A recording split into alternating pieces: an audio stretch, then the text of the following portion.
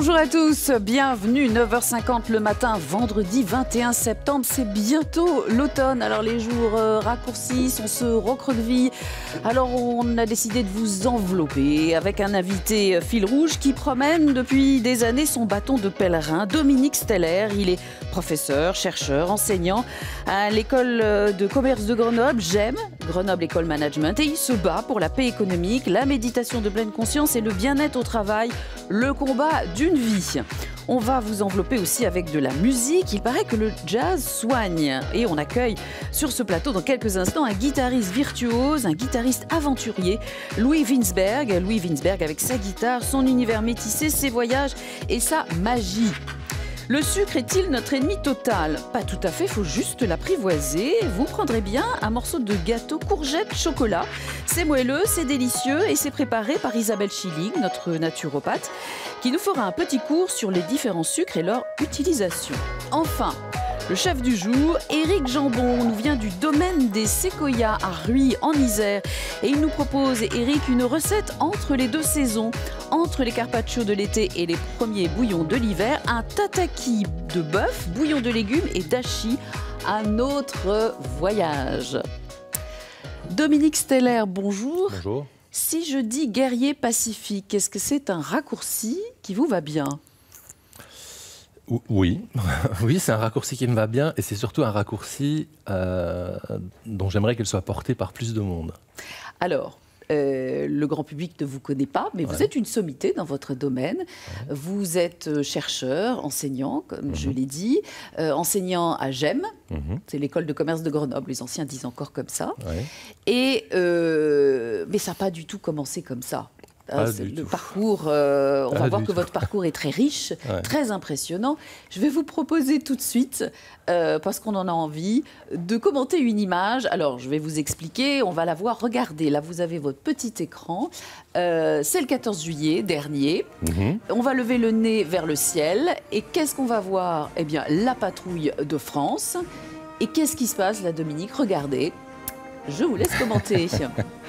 Je pense que je sais ce qui va se passer. Oui. Donc c'est le rouge tout à gauche à la place du bleu. Et oui, ils se sont emmêlés les panaches, les pilotes. Oui. Ah, c'est ça. Et pourtant, une tradition de la perfection et de l'excellence. Alors pourquoi je vous parle de ces pilotes et de la patrouille de France? J'imagine pour une petite partie de ma vie. Vous avez été pilote pour l'armée? Oui, pour la marine par contre, ce qui me laisse, quand je vois la patrouille de France que je trouve extraordinaire, la partie compétitive en moi se dit toujours, c'est bien l'armée de l'air, mais la marine c'était quand même quelque chose. Ah, mais cette partie compétitive, elle est toujours là? Ah, elle est toujours présente, mais c'est le grand... Dans tous les combats de ma vie, il y en a un qui est important, c'est comment on arrive à intégrer ses forces et ses fragilités. Dans les miennes, il reste toujours quelque chose qui est très compétitif. Alors, je ne sais pas si on a vu la photo de vous, voilà, fièrement, sur... ça fait très... Alors, on ne vous a pas mis Top Gun, mais le cœur y était. Voilà, ça c'est fait. Bon, c'est magnifique. Et je pense que ça vous sert encore, ça vous aide encore. Ça me sert encore ici, quand je la vois. Et ça me met des poils. Et ça me sert beaucoup parce que c'est pas facile de parler de la paix. Et qu'on est dans un monde dans lequel parler de la paix à partir d'une posture de guerrier, ça rend les choses un peu plus crédibles. Mais c'est ça qui est intéressant, effectivement, c'est pour ça qu'on vous a invité. Alors, vous avez aussi fait les langues les langues orientales. C'est ça. Vous avez fait un passage en STAPS, des études de sport et de psycho. Oui. C'est ça? Tout à fait. Et alors, on va voir effectivement comment, de fil en aiguille, vous êtes arrivé à être enseignant, chercheur et formateur de ces managers que vous espérez plus pacifiques, désormais. Tout à fait. En pacifique, les mots sont paradoxaux, mais c'est un des endroits sur lesquels on essaie de travailler, c'est de se rendre compte que la vie est paradoxale et qu'il y a des endroits dans lesquels, si on veut parler de paix, il faut avoir des postures assez fermes. C'est-à-dire, pour préparer la paix, il faut savoir comment on fait la guerre? Ça serait l'inverse. C'est effectivement le motto que tout le monde a retenu. Moi, dans l'image qu'on a vue tout à l'heure, j'ai retenu une chose majeure, c'est si je m'entraîne à la guerre, je ne prépare qu'une chose, c'est la guerre, en fait, et pas la paix. Notre position à nous, c'est plutôt de dire, si je veux préparer la paix, il faut que je m'entraîne à la paix. Et ça, c'est compliqué, parce que ça fait un moment, je disais que vous creusez votre sillon.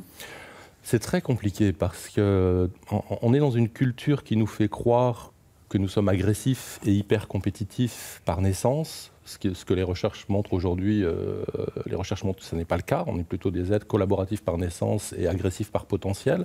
Et tant mieux que les deux soient présents. On a besoin d'être capable de coopérer. On a aussi besoin de survie et d'être capable de faire face à l'adversité quand elle se présente. Mais cette difficulté de notre monde un peu binaire de pouvoir assembler deux choses a fait qu'il y a besoin d'avoir des gens comme nous qui soyons capables de dire écoutez, si vraiment on veut la paix, il y a besoin de mettre des cadres et il y a besoin de faire tenir ces cadres. Et pour faire tenir ces cadres, il va nous falloir des managers et des leaders suffisamment puissants pour être capables d'absorber, de digérer ces paradoxes, de digérer leurs contraintes, de digérer leurs forces et leurs fragilités en même temps. Est-ce que depuis toutes ces années que vous travaillez sur ce domaine, vous voyez quand même une évolution positive? Oui. Une vraie grosse évolution dans des tas de domaines. Tout à l'heure, avant que l'émission démarre, on discutait de ce que c'est qu'une cuisine d'un grand restaurant. Et mon propos était de dire, j'ai l'impression que ça bouge, puisque les anciennes images, quand j'étais plus jeune, j'aurais certainement dit jamais de la vie, j'irais travailler dans une cuisine, tellement ça me semblait violent, agressif, stressant. Et on voit bien que tout doucement, y compris à travers les émissions qu'on a autour de la cuisine, c'est en train de s'assouplir un petit peu et la dimension humaine reprend sa place. Dans le monde du travail, c'est la même chose. Les entreprises qui travaillent avec nous aujourd'hui, en fait, ne viennent pas parce qu'elles viennent apprendre, elles viennent parce qu'elles font des choses. Elles font de très très belles choses et elles viennent parce qu'elles ont besoin d'être ensemble et de créer des réseaux où elles vont être un peu plus fortes dans ce qu'elles vont dire, dans cette application d'une dimension plus humaine au travail. Alors, je vous remercie beaucoup de m'avoir tendu cette énorme perche, puisque vous le savez, dans cette émission, on accueille un chef, et un chef qui est absolument adorable, c'est ce qu'on va voir. J'accueille tout de suite Éric Jambon, en musique. Eh oui, aujourd'hui, on s'est fait ce plaisir de la musique pour l'entrée de nos invités. Bonjour Éric. Bonjour Valérie. Donc, vous nous venez de Ruy, en Isère.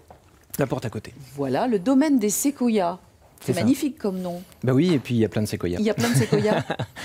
Alors, je le disais dans les titres, vous avez choisi de nous faire une recette entre l'été et l'hiver. C'est ça, à cheval. Exactement, parce qu'en fait, on dit souvent, vous travaillez les produits de saison, mais il y a même aussi l'intersaison. Et là, typiquement, ça sera un plat d'intersaison entre voilà, ces souvenirs d'été et puis ces prochains d'automne qui arrivent. Alors, Dominique, je ne sais pas quel est votre sentiment, mais quand on voit la douceur, effectivement, d'Éric et son sourire, on se dit que dans sa cuisine, l'ambiance doit être paisible et pacifique. Ça doit être très, très agréable. Alors, on vous remercie d'être avec nous sur ce plateau parce que vous avez une actualité de ministre. Vous faites partie du jury des MOF, meilleur ouvrier de France. Oui, à la fin du mois, oui. J'ai cet honneur. Voilà. Donc, c'est une belle reconnaissance.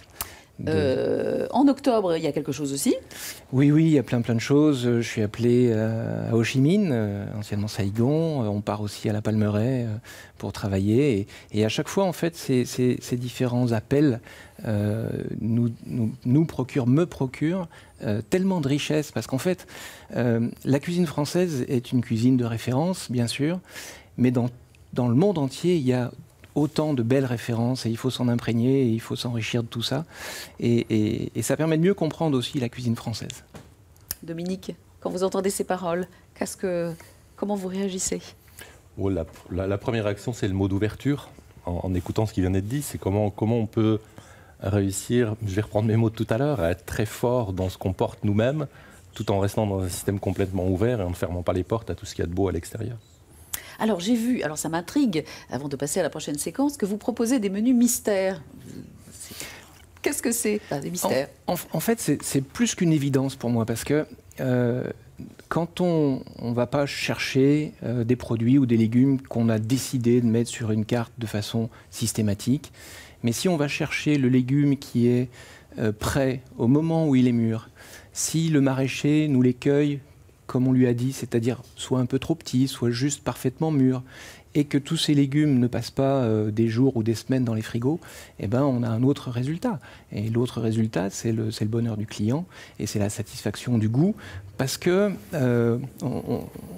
Dominique parlait tout à l'heure de management très différent, mais dans la cuisine, il y a aussi l'énergie qu'on va donner et qu'on va impulser dans ce qu'on fait, mais l'énergie aussi de chaque fruit et de chaque légume et de chaque produit. plus un produit est maltraité, plus un produit est un peu vieux, plus un produit est sulfaté, n'en parlons même pas. Et puis moins on aura de l'énergie. Et c'est cette énergie qu'on cherche quand on mange. C'est bien sûr le plaisir gustatif, bien sûr les textures, bien sûr ce qu'on raconte, l'histoire, etc. Mais c'est l'énergie dont on a besoin. Écoutez, c'est formidable, Dominique, hein, parce que Eric, vous pourriez presque le faire venir à GEM pour une petite conférence. Qu'en pensez-vous? Et GEM a un lien avec une école de cuisine. Mais ce que j'en pense, là, le mot qui m'est apparu, c'est prendre soin. J'aime bien l'inverser en disant donner soin, puisque quand on est dans la cuisine, on va donner quelque chose. Mais j'aime beaucoup le prendre soin, parce qu'il y a prendre soin de soi qui est en train de travailler, et donc qui a envie de travailler avec des objets nobles. Il y a le prendre soin de la matière, puisque je veux un fruit qui est telle taille, telle forme, à maturité, pas à maturité. Et tout ça pour une raison majeure, c'est prendre soin de l'autre. Alors, quand je vous écoute parler, je pense évidemment à la méditation. Vous n'aimez pas, c'est un autre raccourci, mais pardon, Dominique. On vous traite souvent de pape de la méditation. Oui. On a ouvert nos malles aux archives, vous savez, hein, c'est un principe de l'émission. Et dans les archives de l'INA, l'Institut national audiovisuel, eh bien, on a trouvé un reportage qui date de 1976, c'est pas jeune, hein, plus de 40 ans, sur la méditation, mais attention, transcendantale. Bien, nous allons maintenant faire une méditation de groupe, quelques minutes. Tout le monde est assis confortablement. Bien. Fermons les yeux.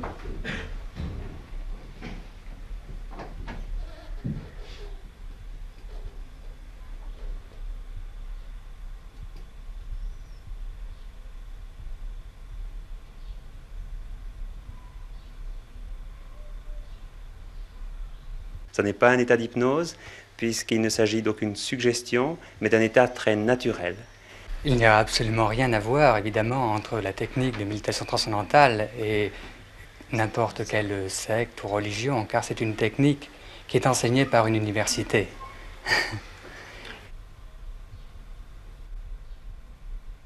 Je médite pas les yeux fermés comme eux, je médite les yeux ouverts. Et on médite chez soi, tranquillement, assis sur une chaise, les yeux fermés. Vous avez maintenant des bases sérieuses? Nous avons des bases très sérieuses, puisque nous avons des études scientifiques qui ont été effectuées dans plus de 200 universités et instituts de recherche dans le monde, et qui prouvent que la technique de méditation transcendantale enrichit tous les aspects de la vie individuelle. Alors, évidemment, ça fait très ancien, presque antique, et en même temps, c'est très actuel, Dominique. Oui, c'est très actuel. C'est pas assez antique, à vrai dire. Si à l'INA, il pouvait y avoir des images de moins 2500, moins 3000, moins 3500, on trouverait certainement des choses plus antiques. On a cherché, mais voilà, c'est les images les plus anciennes qu'on ait trouvées pour vous. Est-ce que vous pouvez m'expliquer concrètement le titre de la chaire que vous avez fondée à l'école à GEM? C'est la chaire de paix économique, bien-être au travail et mindfulness. Presque. Paix économique, mindfulness et bien-être au travail. Voilà, excusez-moi pour l'ordre. C'est pas simple. Bon, que vient faire la mindfulness là, la méditation de pleine conscience, et concrètement, comment vous l'intégrez dans les enseignements pour ces futurs managers? Qu'est-ce qu'elle vient faire là? Je vais essayer d'aller vite sur l'historique. Dans tout ce parcours que vous avez décrit de ma vie, un des axes sur lequel j'étais, c'était qu'est-ce qui me semble être le plus petit dénominateur commun de notre capacité à intégrer nos forces et nos fragilités. Et la méditation est apparue à cet endroit-là. Une fois que j'avais traversé les langues orientales, donc les cultures orientales, la psychologie, le sport, le combat, etc., j'arrivais à un endroit qui était de dire la pleine conscience, ça semble être un fil commun de l'humanité. Qu'est-ce qu'elle vient faire là? Et je vais peut-être prendre un contre-pied avec la façon dont on parle généralement de la méditation, qui est souvent vu comme étant un objet pour se détendre, qui est certainement à un moment donné un des effets qu'elle va provoquer. Son objet, c'est, si je la ramène dans le monde du travail, comment est-ce que je peux discerner correctement ce qui est en train de m'arriver dans une situation, quelle que soit cette situation, agréable, neutre ou désagréable, comment je vais pouvoir trancher, être clair pour prendre la décision la plus ajustée. Ajustée voulant dire non pas de justice, mais de justesse, qui va le mieux correspondre à ce qui est en train de se passer. Avec certainement des éléments de satisfaction, avec des éléments d'insatisfaction, mais la vie c'est ça, c'est cette capacité-là.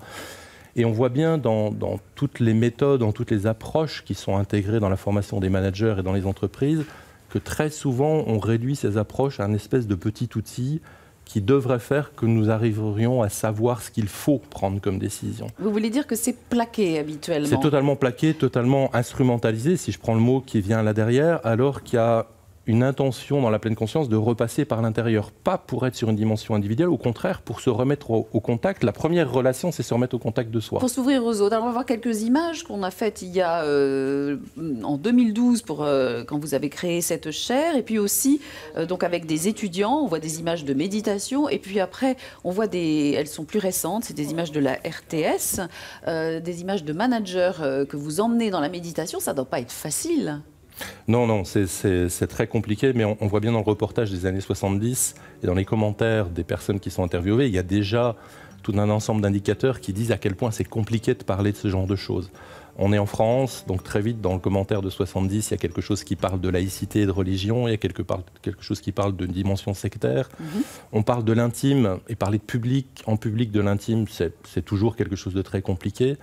Donc c'est vraiment un sujet pas simple à aborder, et c'est un sujet qui nous oblige à nous regarder, à nous remettre en cause, d'où les résistances.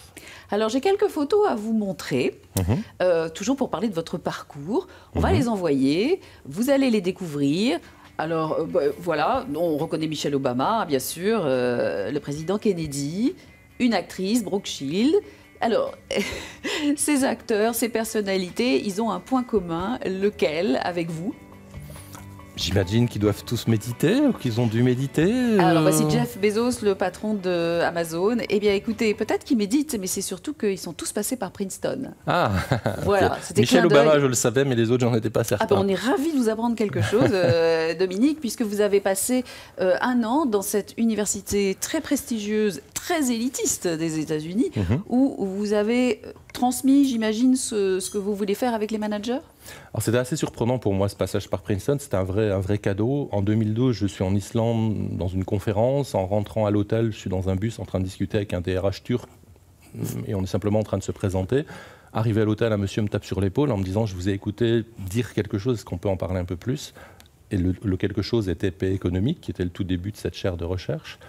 Et 5 minutes après cette discussion d'hôtel, ce monsieur me dit « Si vous voulez, je vous invite pendant 1 an à venir nous parler de paix économique. » Et là, je lui dis « Pourquoi pas, mais je ne sais pas qui vous êtes et où vous m'invitez. » Et il me dit « Je dirige un laboratoire de recherche à Princeton et ça m'intéresserait beaucoup que vous veniez. » Et c'est comme ça que l'aventure a démarré. Voilà.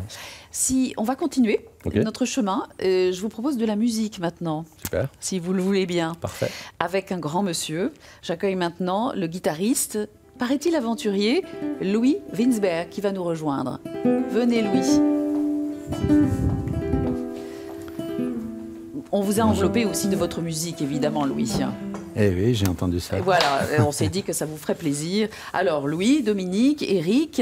Louis, je vous présente. Vous êtes guitariste virtuose. Vous êtes né à Marseille, une ville que vous aimez de toutes vos tripes, je crois.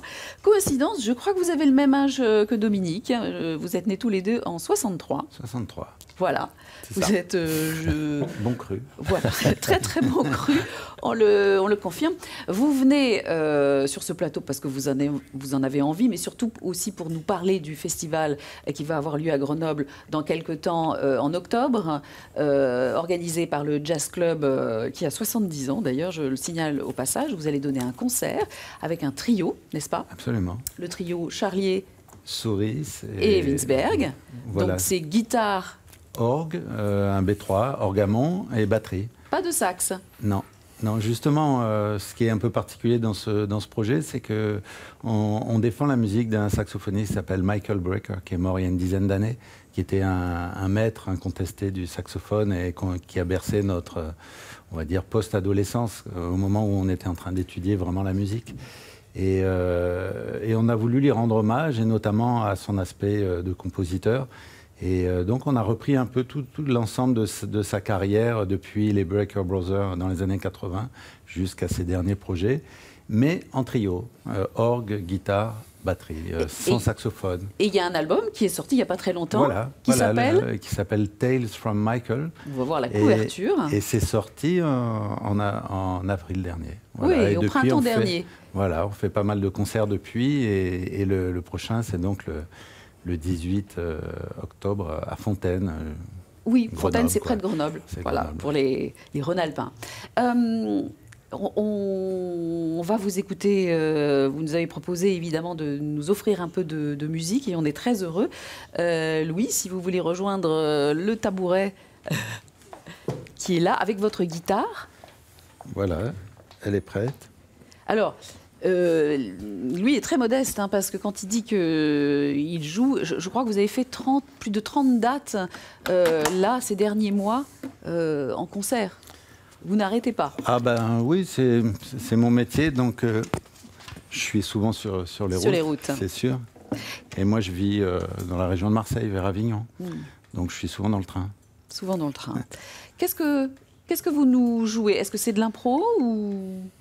Oui, basiquement, je laisse un peu libre cours au moment présent, justement. Et voilà, la musique, je pense que ça se rapproche pas mal de la méditation pour moi, en tout cas. Et donc voilà, je vais voir.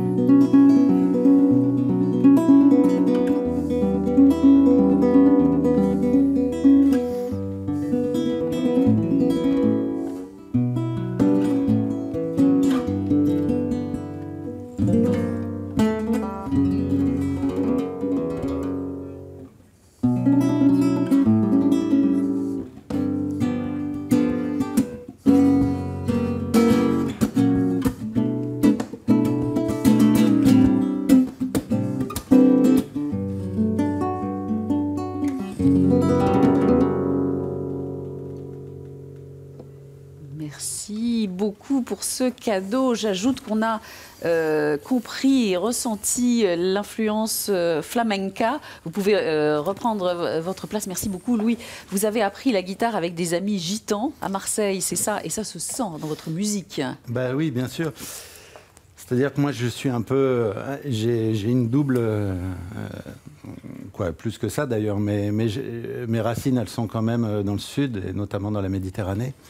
Et j'ai commencé, les premières musiques que j'ai faites, c'est avec des amis gitans dans le sud de la France, vers Marseille.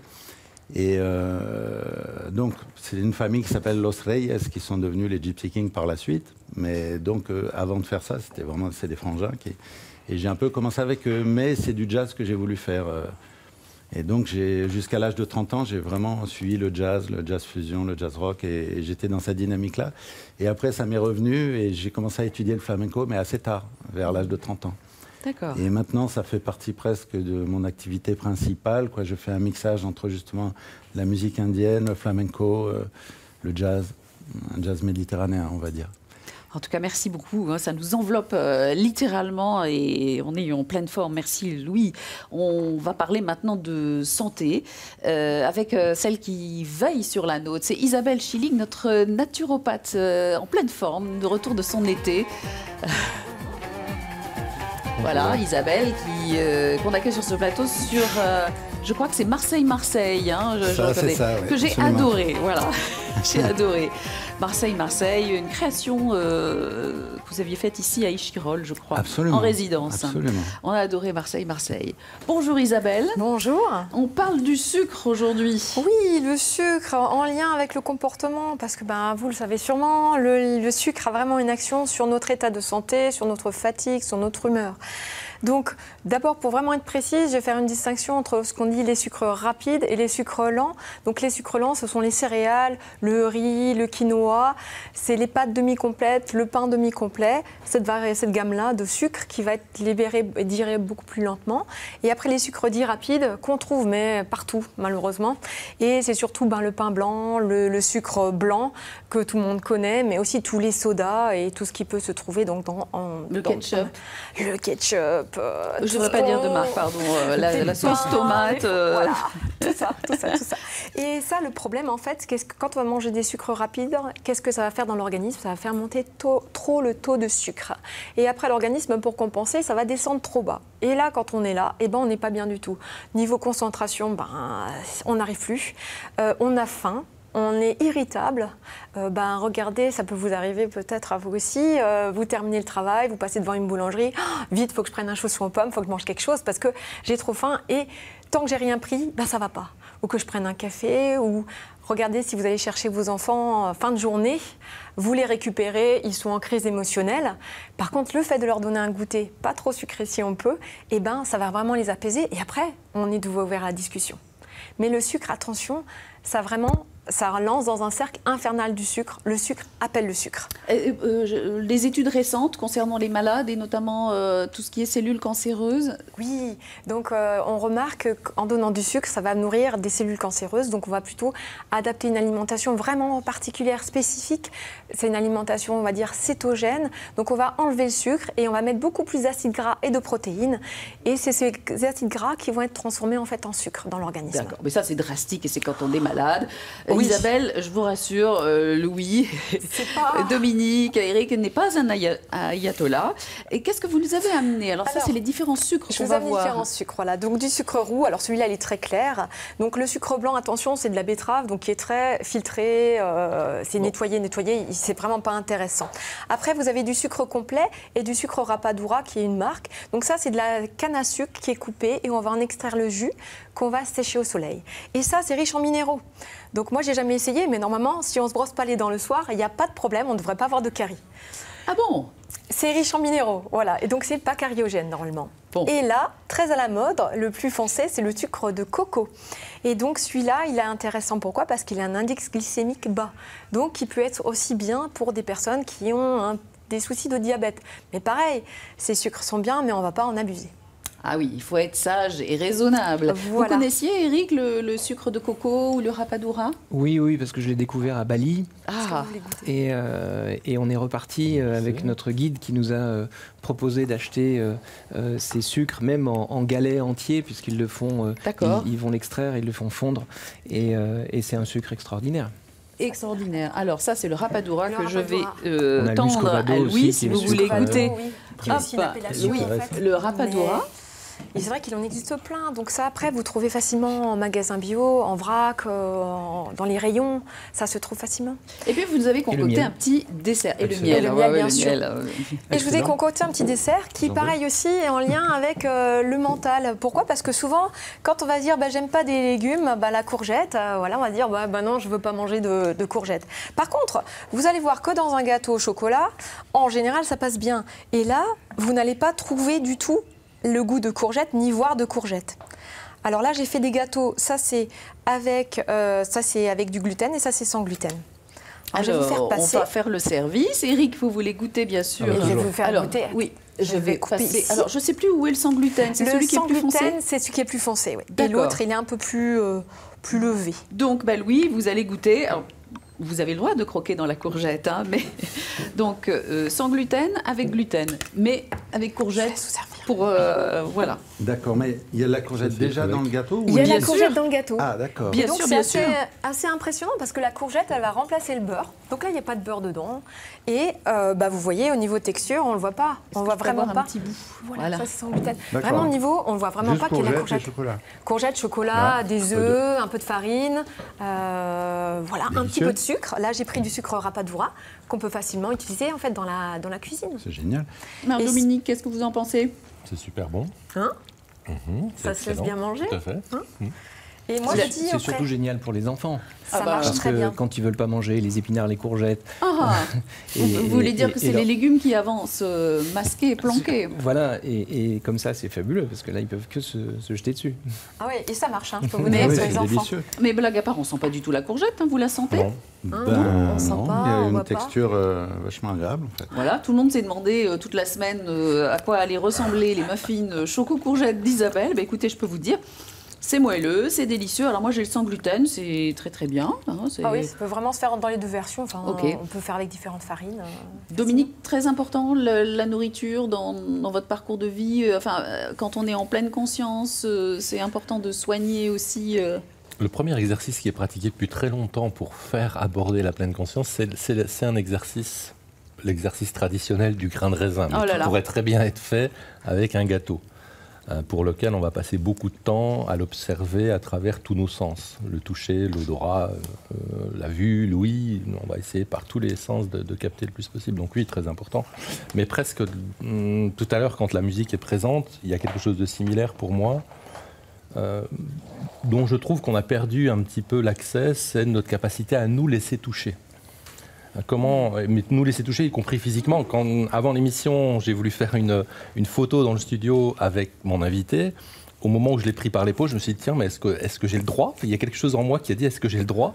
Donc se laisser toucher, c'est pas simple dans notre culture, mais se laisser toucher parce qu'on est en train de manger, c'est pas simple non plus. Quand on mange journalièrement sur du travail, on avale et on ingurgite puisqu'on se laisse toucher par la nourriture. Se laisser toucher par de la musique, c'est pas très habituel. Donc il y a vraiment tout cet enjeu-là. Faut accepter d'ouvrir une petite porte. C'est ça. Isabelle, votre actualité, ce sont des stages, parce qu'Isabelle a un site, elle consulte, et vous faites des stages pour... Oui, j'organise un stage résidentiel le 5, 6, 7 octobre pour se reconnecter à soi-même et justement ouvrir de nouveau ses sens, parce que c'est la base. Donc je fais ça avec une sophrologue, donc assez chilienne, donc c'est près de Grenoble, et pour vraiment se reconnecter à soi-même et prendre le temps, faire une pause. Après le rythme des fois un peu stressant de la rentrée, de vraiment se retrouver. Voilà, et puis régulièrement, vous organisez des stages de cuisine. Alors à Noël, on apprend à faire des très très bonnes choses, mais toujours très très bonnes pour la santé. Éric, je vous voyais opiner et être d'accord avec la démarche d'Isabelle, un grand sourire. Ah oui, mais complètement. Et puis en plus, c'est délicieux. Donc il n'y a que ça qui compte en fait. C'est le résultat. Isabelle, Éric Gendron, une étoile au Michelin, vous êtes adoubé. Alors on va parler de votre recette, donc le tataki de bœuf. Oui. L'intitulé de la recette en entier, c'est tataki de bœuf. Oui, bouillon de légumes. Et le dernier ingrédient? Alors le dashi, c'est un poisson en fait japonais que l'on va râper très finement. Il s'agit de la bonite. Ah oui. Et on va donner une couleur un peu plus originale à notre légume.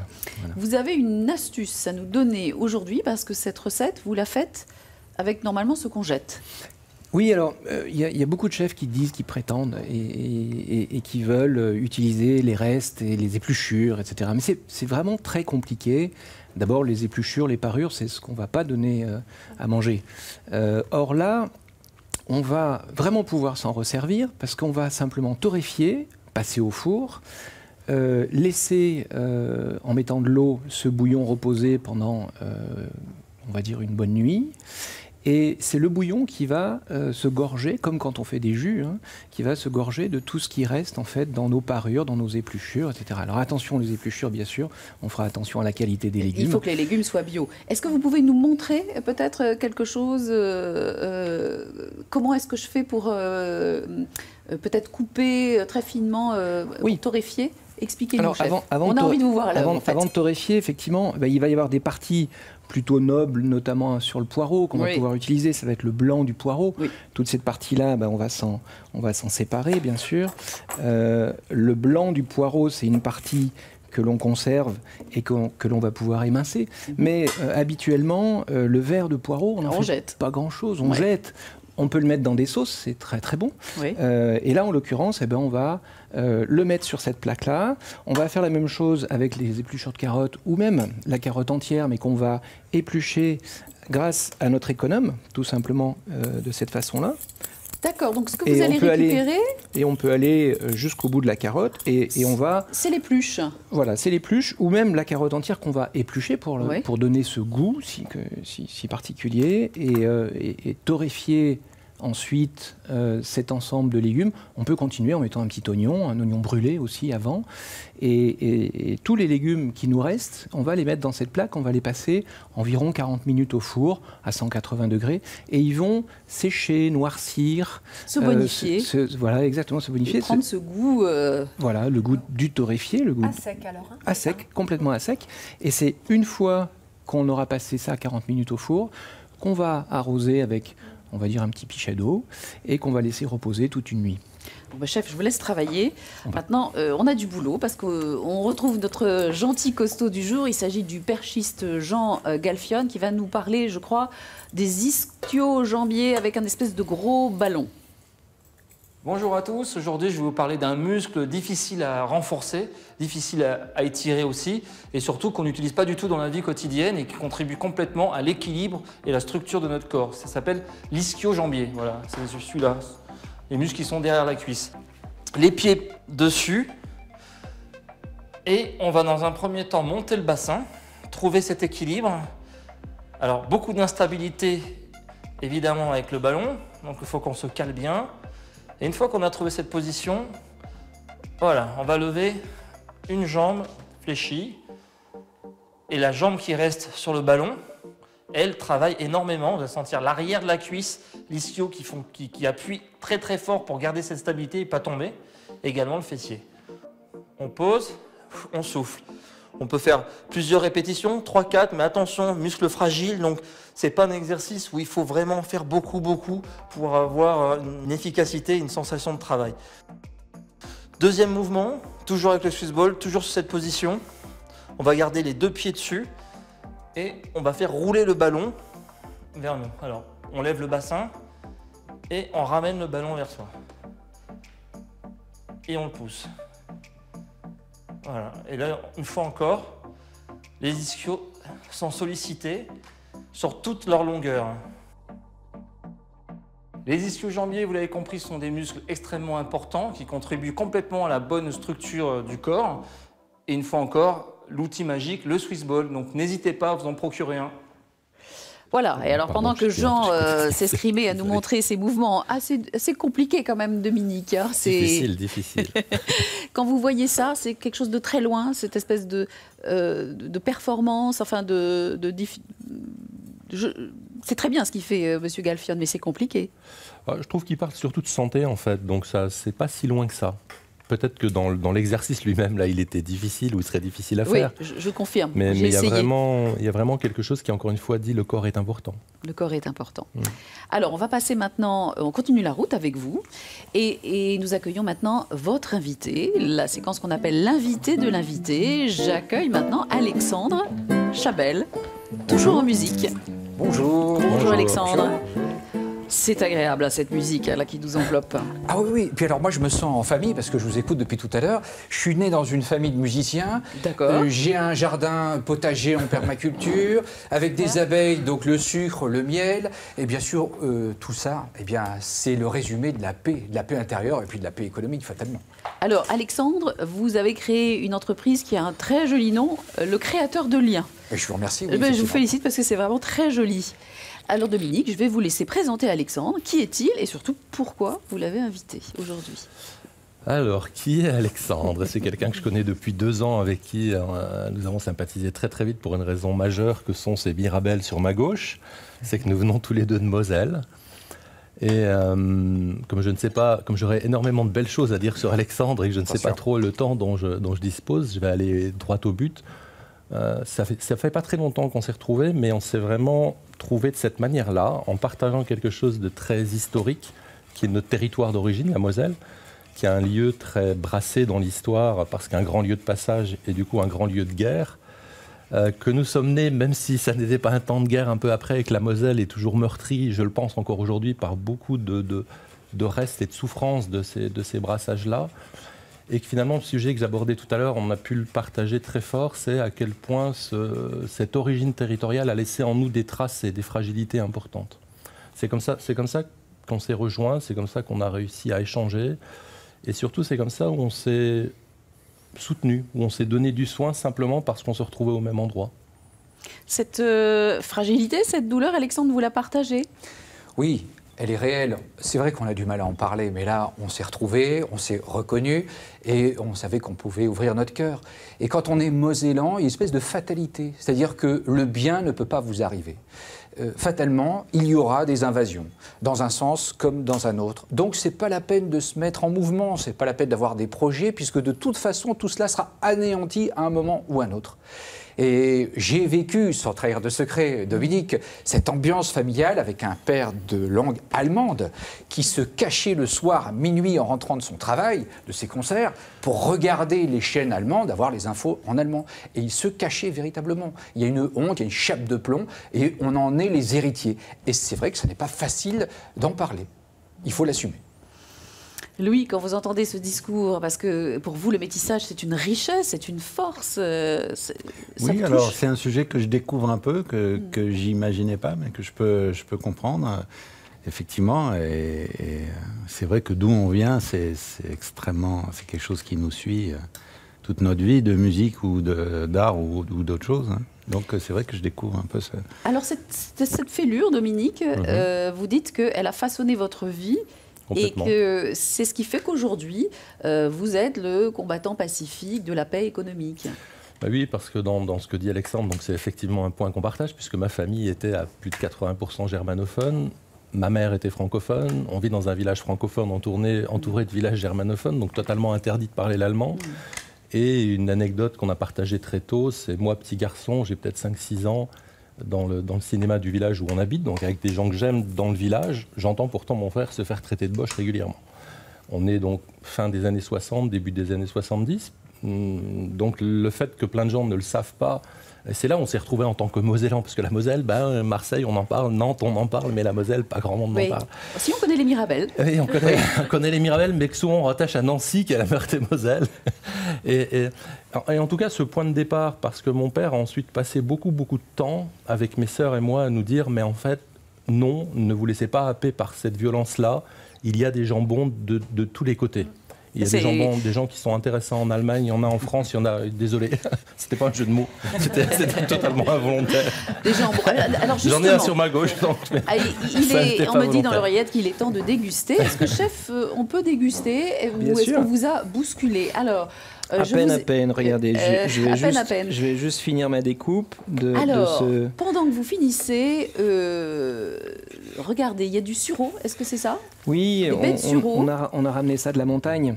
En fait, on a un gîte qui s'appelle le gîte des Séquoias. Il n'y a pas que le domaine des Séquoias, il y a aussi le gîte des Séquoias qui est à la Salette, merveilleux endroit en pleine montagne.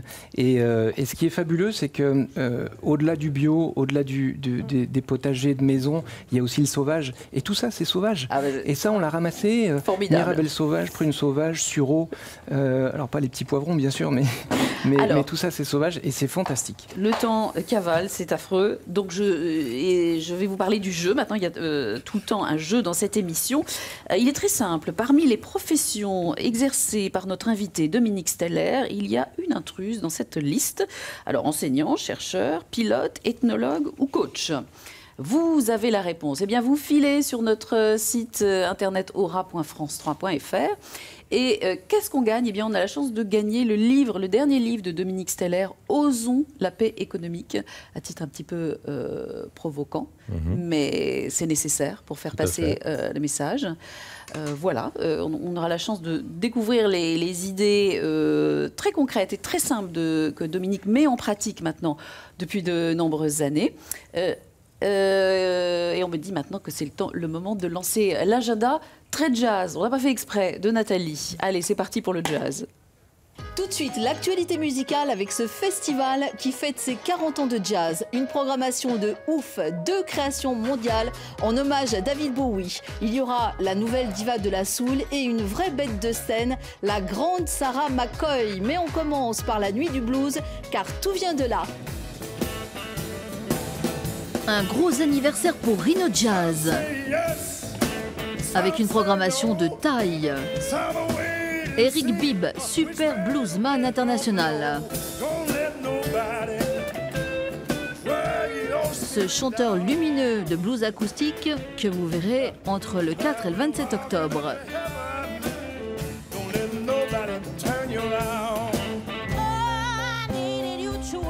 Elle est jeune, mais c'est déjà une diva de la soul. Kimber Rose, une musicalité innée que vous verrez aussi dans ce festival basé à Rive-de-Gier.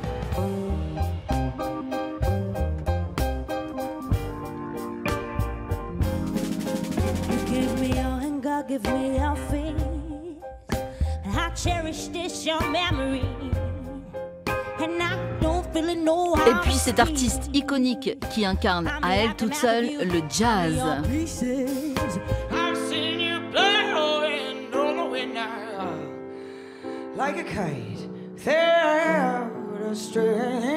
C'est Sarah McCoy. Avec ses dreadlocks violettes, ses piercings et ses tatouages colorés, une vraie tempête vocale accrochée à son piano.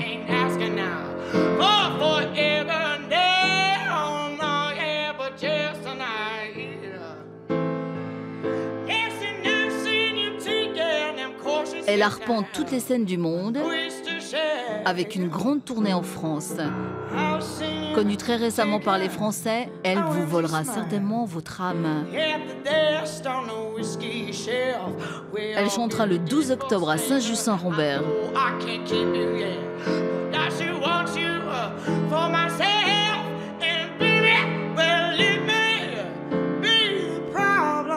À vendredi Valérie pour d'autres vocalises dans les sorties de Nathalie.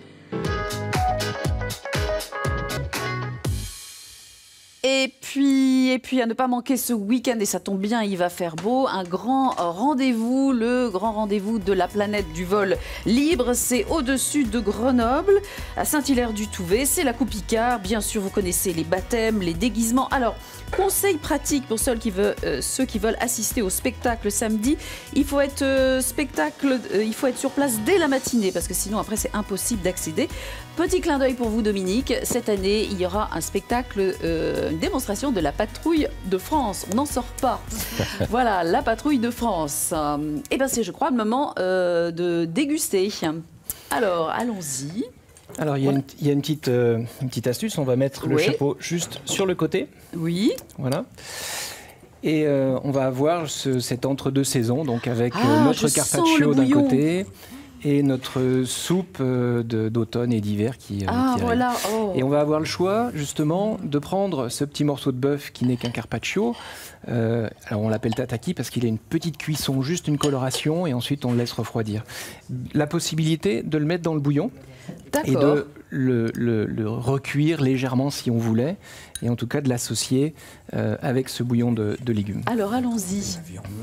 Voilà. Alors, qu'est-ce que vous en pensez Dominique? Alors, là on va vous demander de déguster en pleine conscience. Totalement. Et de parler en mangeant. Écoutez, j'adore. Ce que j'aime beaucoup, moi, c'est on voit bien qu'il y a quelque chose de japonisant. Oui. J'adore le Japon, et j'adore le Japon entre autres pour cette idée d'avoir des choses très subtiles et sensibles, et dans la couleur, et dans la disposition, et dans les objets qui sont utilisés. Bravo en tout cas, hein. C'est délicieux. Alors moi j'ai juste senti le bouillon et je me réserverai le droit d'attaquer le tataki après. Oui, c'est joli. On va parler maintenant de l'objet de Dominique. On demande à l'invité d'amener un objet signifiant et symbolique, et je le découvre en même temps que le téléspectateur. Alors Dominique, pardon d'interrompre votre dégustation. Je vous en prie, voilà l'objet qui est en deux parties. Ah, mais il est en lien un petit peu avec la cuisine. Complètement en lien. Et on est complètement dans l'ambiance. Et par le Japon. Alors qu'est-ce que c'est? Ce couteau, c'est le premier couteau que j'ai fait. Il y a un peu plus de 10 ans, je suis allé voir un maître forgeron coutelier en me disant que j'en avais assez de ne faire que de penser aux choses et que j'avais envie d'être capable moi aussi de faire quelque chose. Et donc j'ai fait ce couteau à partir d'un acier de récupération qui était un ressort de 4x4, de véhicule 4x4. Et quand je suis rentré à la maison avec ce couteau, je l'ai pris parce qu'il va rejoindre tout un ensemble de choses partagées. Je m'en suis servi pour couper une pomme, c'est la première chose qu'il a coupée. Et en coupant la pomme, le flash qui m'est venu à l'esprit, ça a été de me dire, voilà, c'est ce que je veux faire, c'est pouvoir trancher, aller au cœur des choses uniquement. Le reste ne m'intéresse pas. Et ça me permet de trancher. Le lien avec la méditation est là, parce que le samouraï, dans l'étymologie, veut dire être au service. Samouraï était au début des chevaliers qui étaient au service de la paix au Japon. Samouraï a une lame très tranchante. Je m'amuse des fois à me faire mes propres jeux de mots en me disant que c'est l'âme tranchante. Et que cette lame très tranchante, son objet, c'est bien le discernement, et c'est bien de pouvoir nous aider à partager les choses, à les observer et à les décider correctement.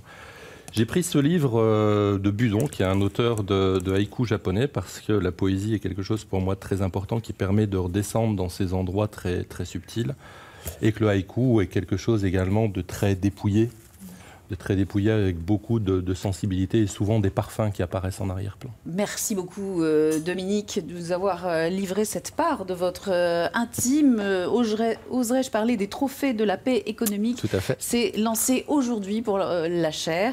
Et on va se taire maintenant, on va se dire au revoir en musique, tout simplement avec Louis, qu'on remercie infiniment d'être avec nous ce matin. Louis, c'est à vous.